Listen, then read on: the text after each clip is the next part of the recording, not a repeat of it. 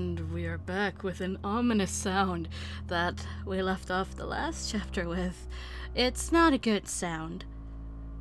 I think we might be halfway through this story, and we're going to continue on with chapter 1 of Onikakushi. And I have water and things to munch on if I need food again.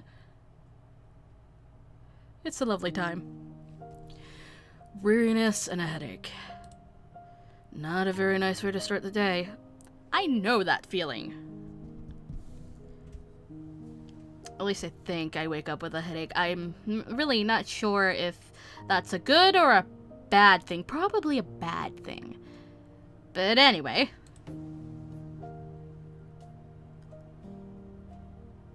What's wrong, Geichi? You don't look so well. When did you go to sleep? It seemed that my mom had noticed my sullen state. I would not be surprised. She is your mother, after all. Yesterday, I kept on waking up in the middle of the night. Without a doubt, I felt a presence. I felt the presence of someone standing in front of my door. I told myself repeatedly that it was my imagination, and forced myself to try and sleep. Except, not being able to stand it, I gathered up my courage and opened the door. Of course, there wasn't anyone there. I think I did this 3 times throughout the night. Or maybe I just didn't remember doing it any more than that. Even though I was able to get to the breakfast table without incident, I still didn't feel at ease. It might be a cold. Thank you, OneDrive! God fucking damn it! Get out of here!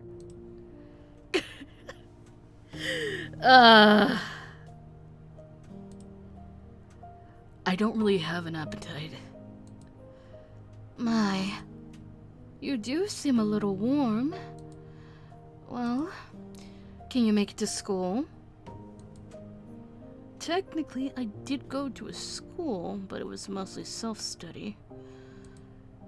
It wouldn't matter much if I missed a day, would it? It could have been that I hadn't been feeling well for at least a few days because I really didn't have a cold.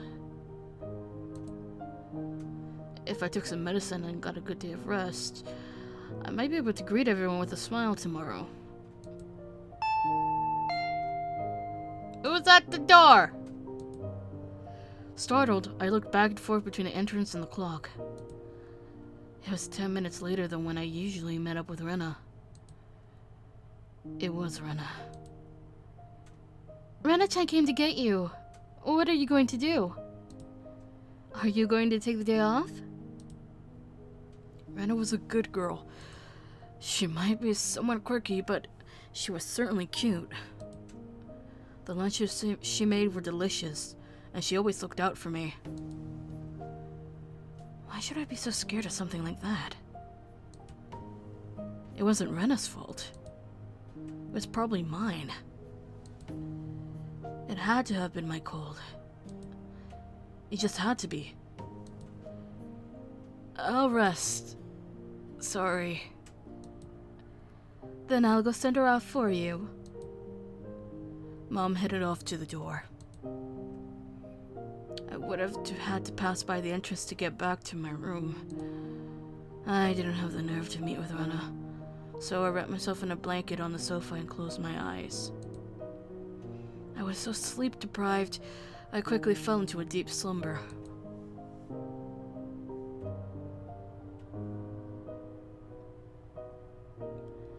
I had only intended to lie down for a bit, but it was almost noon when I woke up. I called out to my parents, but they didn't seem to be around.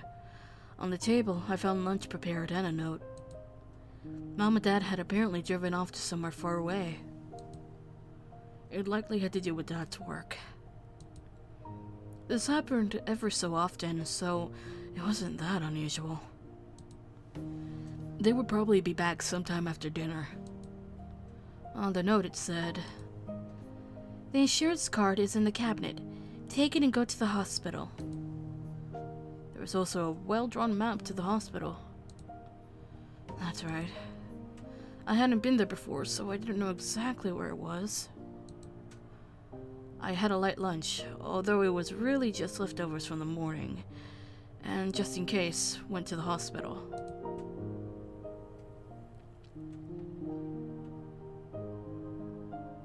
Normally, I'd never be here, in the middle of a weekday. Just walking around like this had me feeling guilty. It was an odd feeling. Following my mom's map, I took a road I usually never used. After working for a bit, the hospital's sign came into view. ADA Clinic was written rather stylishly on the sign. The clinic wasn't very big, but based on the scale of the rest of Hinamizawa, it was far too grand. There was a parking lot and even a reserved spot for buses. They must be making a mint. What does that mean? Making a mint? Or is it just basically making bank? I don't know. I spaced out in the air-conditioned waiting room until it was my turn to be seen. Maibara-san, please make your way to the examination room.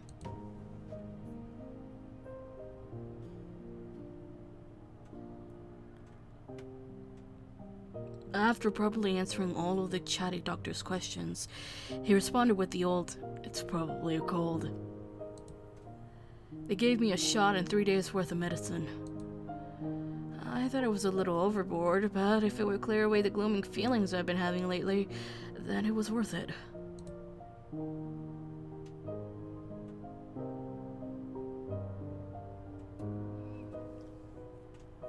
I settled the bill and took a quick trip to the washroom. As I was leaving, I overheard a conversation between some elderly people who seemed to be regulars at the clinic. Of course, I had no intention of eavesdropping. If it just wasn't for that word. Must have been an Onikakushi. I wonder. She was still pretty young. Might have just eloped. With whom? That man from Tokyo who visits every season. That young one with that big camera. Didn't you know they were getting along pretty well? Were they talking about Tomitake-san? I could feel my ears perking up. I don't know about that. But you have to make preparations before you elope. Leave a note or quit their job or something. It's an elopement because they didn't leave a note or message. The thought that I'll never see that young nurse's face again makes me rather sad. Takano-san is an upstanding young woman. She'll be fine wherever she goes. So her name was Takano-san? That woman with Tomitake-san. And she worked at this clinic? Oyashiro-sama's shadow was following me everywhere I went. I started listening more closely, but they began talking about fishing and it didn't seem like they were going to revisit the topic. I gave up and left. Thus, even though I was separated from the daily monotony of school, I wasn't able to escape from Oyashiro-sama's shadow. There's a plane going overhead. Goodbye, plane! But of course, Oyashiro-sama was the guardian deity of this place. Of Hinamizawa. As long as I was in Hinamizawa, I wouldn't be able to escape. Plane number 2.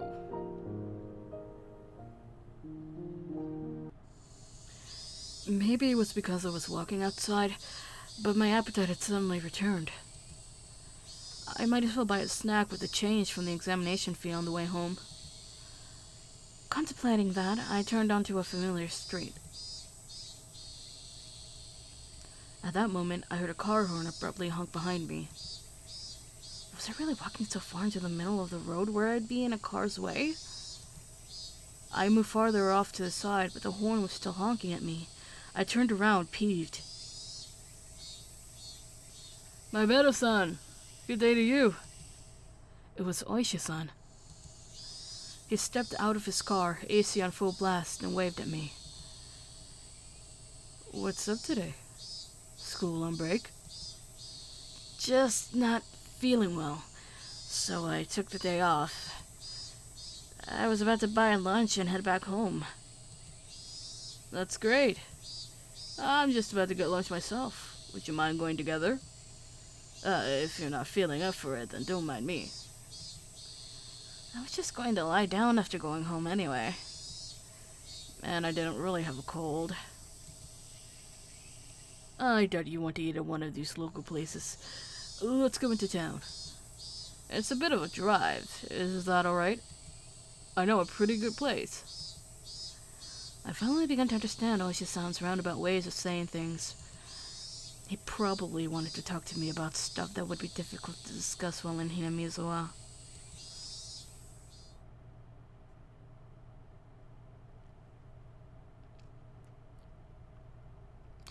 I went with Oishi-san, riding in his frigid car. It was almost as if the bright sunlight outside was a lie.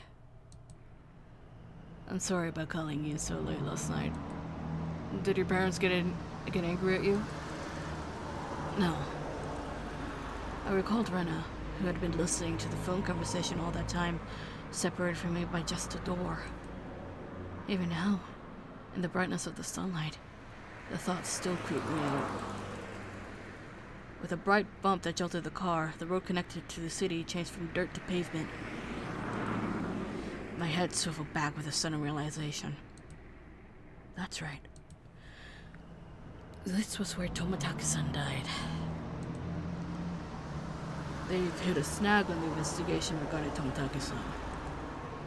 Oishi-san spoke while peering at me from the corner of his eye. They believed it was caused by hallucinogens, given how he was clawing out his own throat. But a drug that could cause that to happen so suddenly is extremely hard to come by. Bear in mind, of course, the autopsy was done with that premise in mind, but we didn't find any leads. You know, that thing you see in the comics all the time? Where there's a drug that if you put it in them, it doesn't leave any traces? It exists.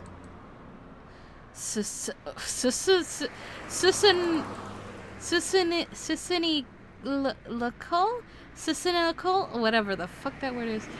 I mean, even he doesn't know what that is, so... Well, it's pretty common.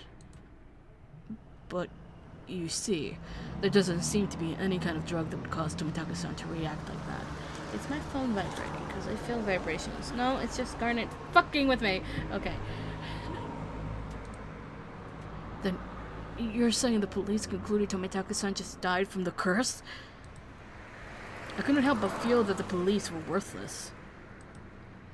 I just wanted the idea of a curse to be disassociated from Tomitaki-san's mysterious death.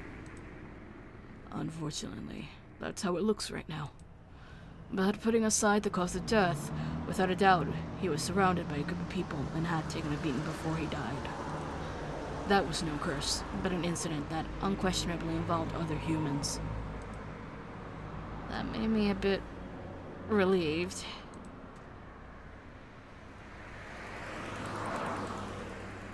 We passed in front of the rather desolated, but still busier than Hinamizuwa train station. The car pulled into a restaurant parking lot, and I followed Oishi-san to the shop. It was pretty crowded, but there were only adults at this hour. Of course there wouldn't be children in here in the middle of a weekday. 2 please, no smoking. This way, please. When you are ready to order, please call me over. We were led by a peculiarly dressed waitress to our table. I sat with Oishi-san in the booth. So, what do you think? Are the waitress's outfits here cute? Huh? I guess? The shop is always quite busy. It's more about the waitresses than the food, you see. Oishi-san, you're leering. Am I really? God damn it! Oh, okay. Oishi-san, why? Hey, look at menu! Regardless of how the waitress looked, the food was decent enough. Finishing our meals while talking about some inane topic, Oishi-san's after-meal cup of coffee arrived at the table. Yesterday, we talked about Hinamizawa's past, didn't we? Yeah.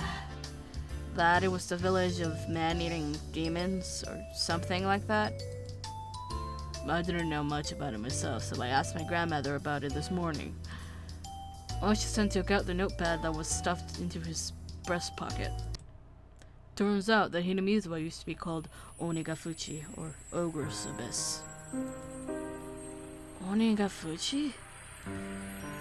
That's quite the name. The name is still around. The marsh where the Shinto priestess wife drowned herself is still called Ogre's Abyss. It's said that the depths of that marsh connected to the realm of demons. Of course, nobody had told me anything about such an ominous marsh. And you see, it appears they were both feared and revered. A respect born of fear. I guess you could say it was a kind of defecation. Oh. Wait, is it? Fuck. A village of inhuman creatures. Seems the demons were seinen, or mountain-dwelling mystics of sorts. Taking villagers with incurable illnesses into the Ogre's Abyss and healing them, for example. Even if we are calling them demons, Tengu Lonno's goblins or seinen would be a more apt description. They don't seem like such terrible people, even though they were called demons. But they were still man-eating demons. Oh. According to the story my grandma told me, as payment for treating the son's illness, let us eat the mother who brought him here, was apparently how things went. The price of curing her son was herself. That's unsettling. Of course the mother took her son and ran.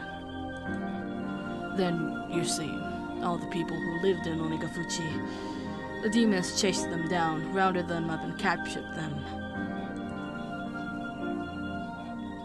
The entire village, apparently. That's quite a frightening thing to imagine.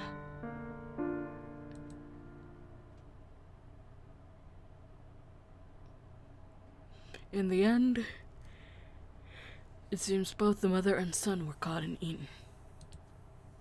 The end. There is a problem with this story. Both witnesses in this story were eaten, so nobody would be able to tell the tale. Huh? There are plenty of old fables like this. In contrast to the ghastly tale, Oishi-san laughed heartily while sipping his coffee. But, well, there are quite a few other tales, where the demons from Onikakushi band together to capture their prey. I recall the Mian said all the villagers united and fought against the dam construction. I saw similarities with how that part about unification overlapped. Normally they hunted down a single person and they chose who it was going to be beforehand. Huh? That caught my attention. Oishi-san also appeared to be pondering what it meant. My grandmother told me that you must never interfere with the demon's hunt. You should just hole up in your house and hide under the covers, she said. So what does this all mean? It means you mustn't ever help or protect the prey. As long as you don't disturb the demon's hunt, no harm will fall upon the villagers. It seems there's that kind of rule. Basically, don't help the victims. Pretend you didn't see the atrocities. In other words, what happens if you break the rule? Well, they're man-eating demons after all. Many parts of that tale caught my attention. Parts of the story he told me overlapped with his theory that the perpetrators were all the village families. Even if it wasn't the whole village, it was conceivable that the villagers were hiding under the covers and leaving them to die when there's a group that was on their hunt, wasn't it? I didn't dare speak it. Then, Oishi-san, I guess it looks like it's either the village families or a group of villagers perpetrating the crimes? What do you think, my better-san? Excuse me. Another cup of coffee, please? Well, that's what I wanted to know. It seemed that we're both waiting for the other to say that last part. I waited for the waitress to finish pouring coffee before speaking. Last year, I had a nagging feeling when Satoshi-kun disappeared. Oishi-san muttered as he watched the milk swirl around in his coffee. So those friends of Satoshi-san, meaning your group of friends, my better son, I had a bit, really just a little bit, okay, of background checking done on them. If Oishi-san had said this to me before, I would have been furious since he told me earlier not to suspect my friends. But as I was now, I couldn't. This might sound pretty stupid. My better son, if you feel that it's stupid, please say so. I'll just stop. Oishi-san was wearing the most serious expression that I'd ever seen from him. It was as if he was telling me to prepare myself and listen. There were quite a few things I regretted hearing from Oishi-san, but none of them were as threatening as this.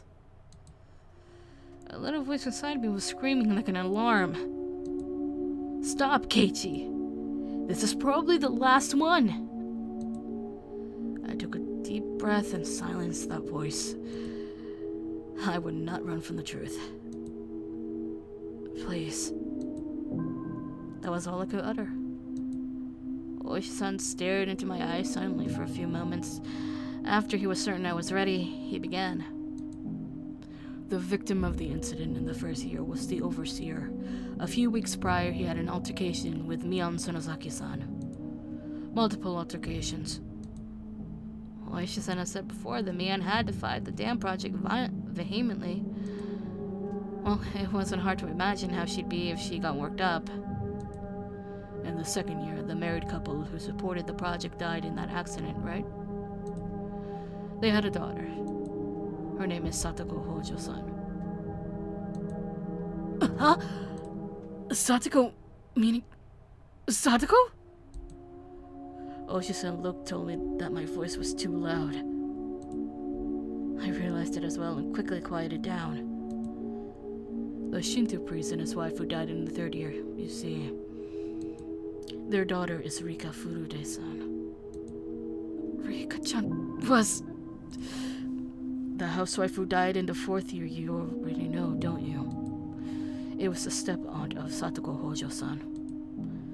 She was in her aunt and uncle's custody as she had lost both her parents in the accident. She lived in the victim's house. I could tell my lips were getting dry. I didn't even have the wits to keep my mouth from hanging agape. I had thought it was nothing but a bizarre incident, one that I could easily distance myself from. But clicking and clacking, it has snuck all the way to my feet. The one who disappeared the fourth year, by the way, he was Satoko-san's older brother. I need water now! Dad.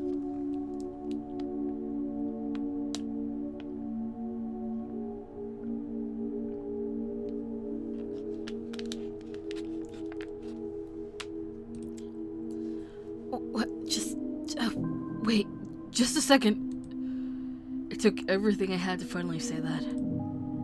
I gulped down a glass of water and once again wiped my face with a napkin. Calm down, Keiichi, my beta. But Oishi-san was relentless. Instead of waiting for me to finish sorting out my feelings, he started speaking again. The last of the things I shouldn't have heard. All of the victims seems to be connected to your group of friends. That has to be just a coincidence.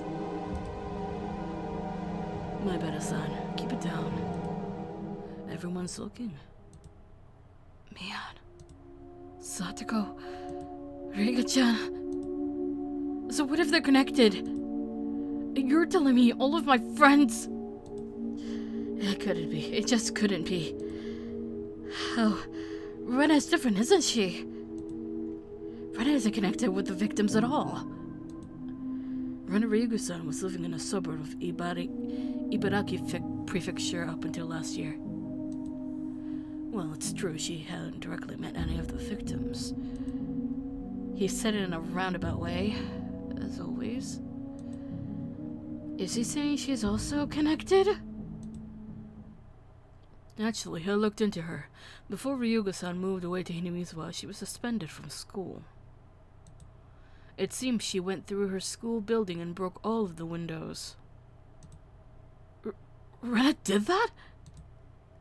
She broke all the windows at her school?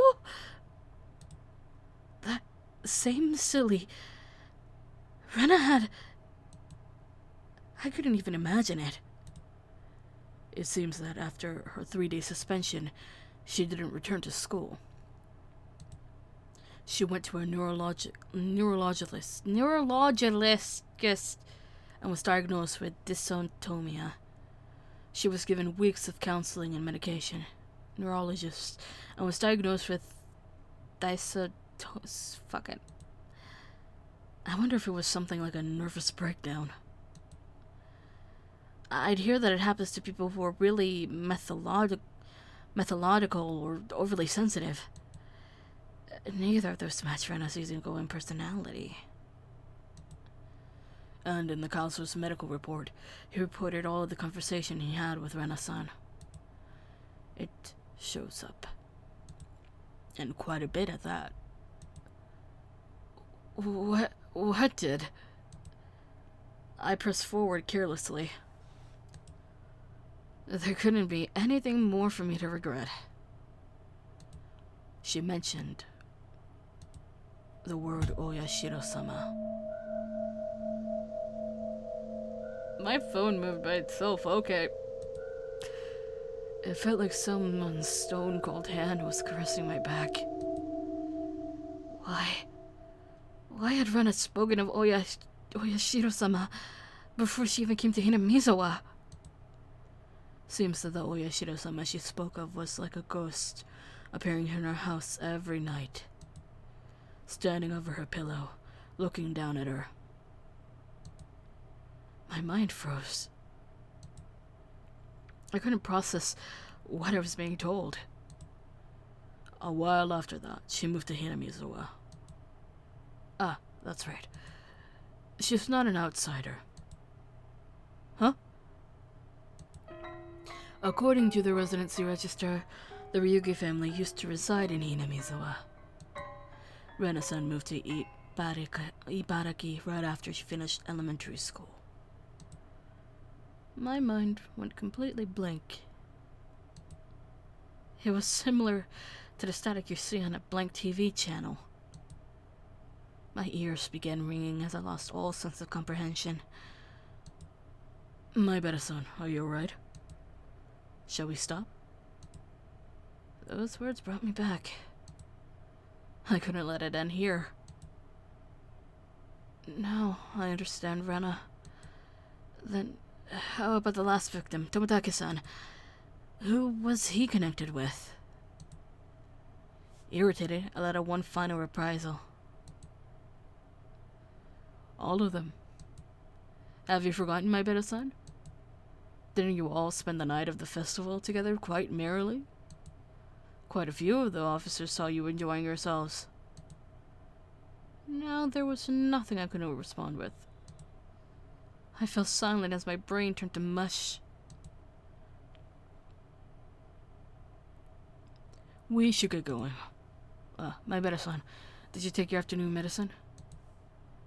I completely forgotten about the medicine I had gotten today until Oisha-san said that. I got another glass of water and left the shop after I chugged it down. Ugh. How can you, I can't even do that. I can't do that. I literally cannot take pills without, like, disguising it with something. Like, a piece of bread or a piece of donut, something. It's just, I can't just take a pill and drink it. It's just, no, it's impossible. Especially if it tastes like metal. Ugh. Anyway.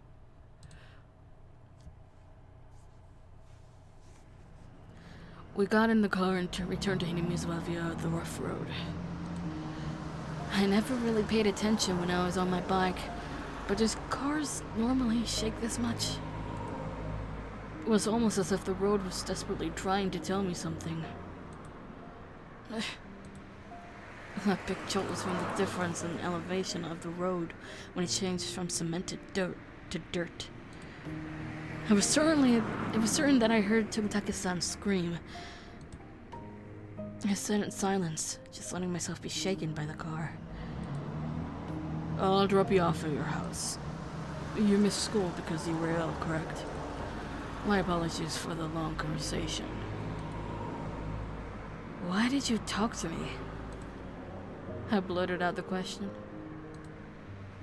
Really just blurted it out. I didn't expect an answer. I did check with you first, didn't I? If we should just stop. Not that. Why did you reach out to me? I understood quite well that Oisha-san was investigating this string of suspicious incidents. But why was he telling me all this? I knew nothing and I couldn't help. Everything Oisha-san spoke of was news to me.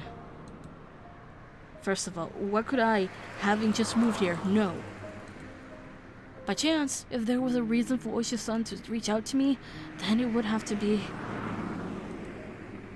that I looked suspicious to Oisha-san, as I was part of Mian's circle of friends. I'm retiring this year. I plan on moving away after returning as my grandma wants.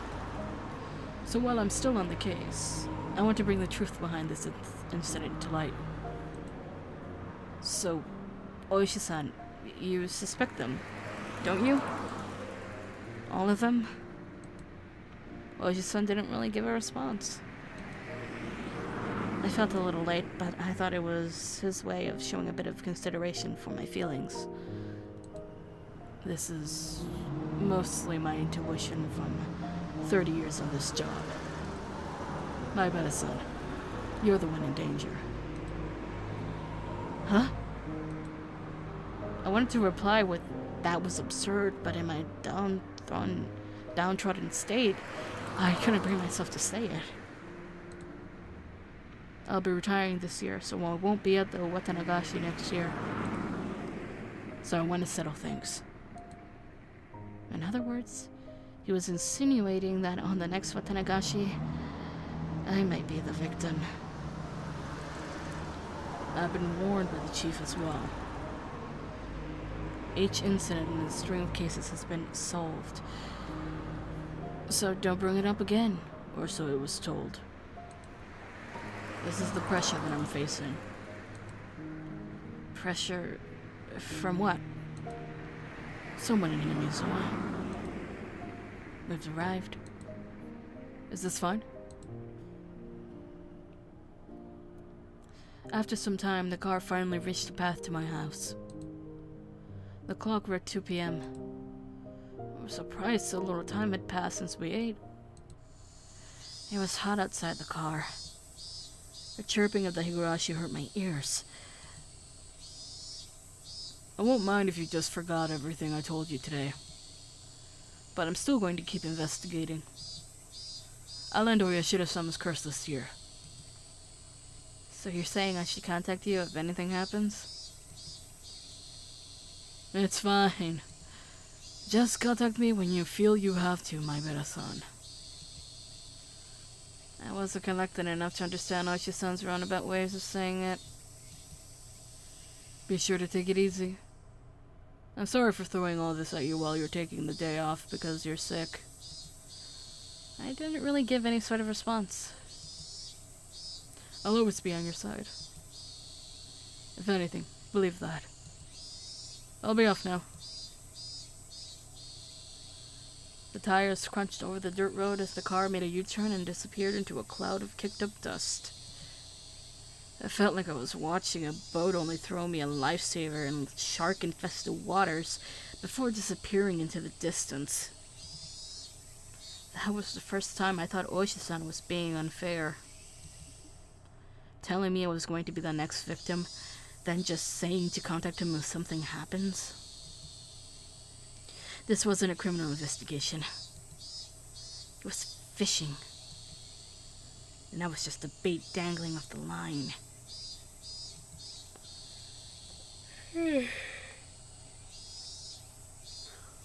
Would the fish be the perpetrator? Or was it really just Oyashiro-san's curse? Either way, the bait would be swallowed whole. Damn it. I don't want to die. For some time, I could do nothing but stare at the puddle of water left behind by the AC from the car.